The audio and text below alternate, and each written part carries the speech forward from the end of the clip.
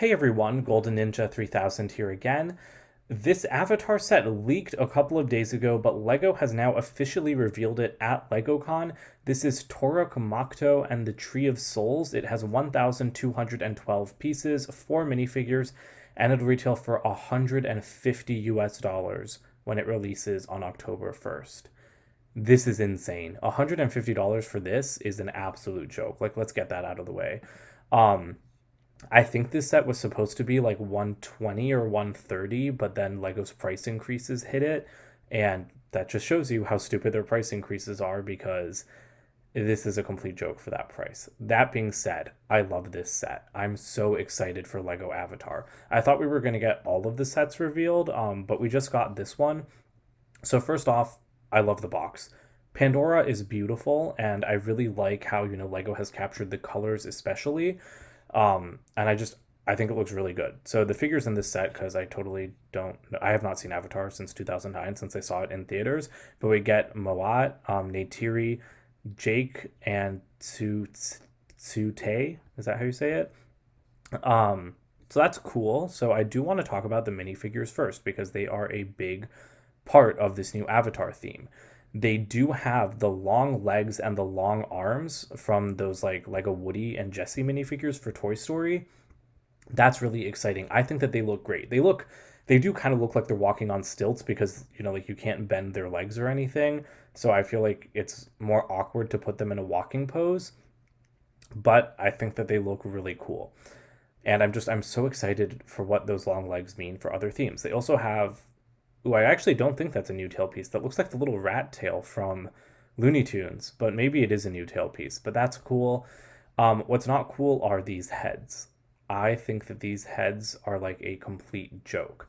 I believe that these like more textured hair pieces, I think that they're the same ones used on Mordo from the new Doctor Strange Sanctum Sanctorum set, but I'm not 100% sure. I haven't checked that.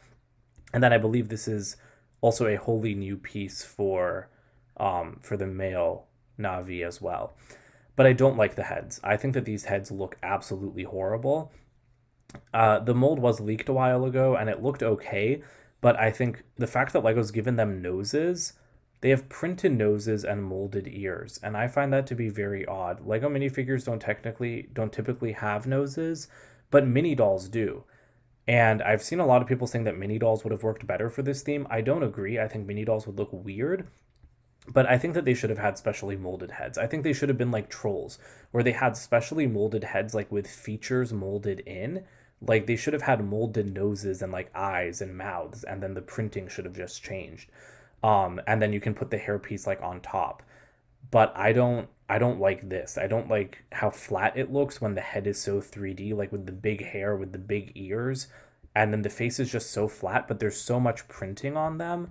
Like I don't want to stay on one image too long, but yeah, like with the amount of printing on the faces, I just think it does not look good being that flat at all. This also gives me a great look at this new horse thing though. I don't know what this is called. Is this like a Thanator or something? I don't know. But this thing is awesome. This thing is freaking cool. Like I love it. One thing I don't love is that it has absolutely no articulation at all. Like I think at the very least the head should be able to move. But I love the blue color. I love like the detailing. I love the six legs. I'm gonna need like a ton of those, but I bet they're gonna be really expensive. So I guess now we can move on to the actual set. We have the Tree of Souls here, and I think it looks really good. Like you have all of these like dangling like vines and stuff. I think those are whip pieces. Yeah, I believe it's kind of hard to tell, but I believe that those are like lavender whips. So that's cool. And then we have like these antenna pieces like dripping down. We also have these like aqua colored plant tendrils. And like, this aqua color, if you guys follow my channel, you know that this like aqua color is like my favorite Lego color. So I think that that looks amazing. We have this like kind of landscaping in the background with like the floating like rock platforms, and you can actually pose the creature on this. So that's really cool. I really like the use of the crown piece from Angry Birds as like weird flowers because it just works so perfectly for that. And overall, like this foliage does remind me of the Lego Movie 2 a little bit with like the plantimals and stuff. But I do like this. And then we have the creature. So I completely forgot what these things are called. So please like remind, are these banshees or no? This is like the big banshee, right? So I had a special name. So comment below if you remember it because I don't. Um, this thing is awesome. I love the head. I far prefer molded heads to brick built heads.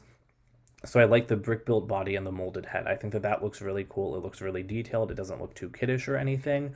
And I really like just like the way it's built. I like the wings. Like the wings look really good. Usually I'm not a fan of plastic or vinyl wings, but I think they look really great here. And they fold up, which I think definitely helps. It does create a little bit of a weird gap. But I think that's okay, like for the functioning. The legs look good, but I think they're like just more boring. And then you have like the smaller wings back there as well. But all of the shaping looks pretty decent. And this image gives you a little bit better look at that kind of like rock scenery in the background. There's also a 360-degree video.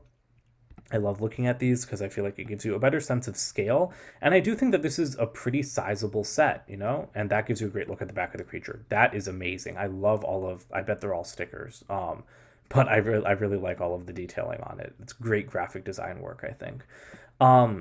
So I feel like judging value for this set is a little bit difficult because I feel like if that creature was sold as a standalone set, I think it would cost $60 easily, maybe 70.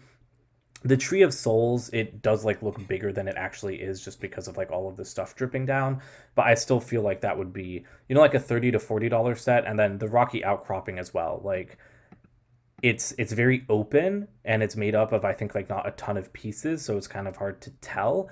But again, I feel like that would be a $40 to $50 set as well. So if we go with like 60, 30, and 40, you get $130, right? If my math is correct. Yeah, you get $130. And I believe that that's what this set was supposed to retail for. So I don't think that it's a horrible deal at 150. I mean, actually, I kind of do. I don't know. It's hard to judge because like I don't have it in my hand. I don't know what it's gonna look like in person.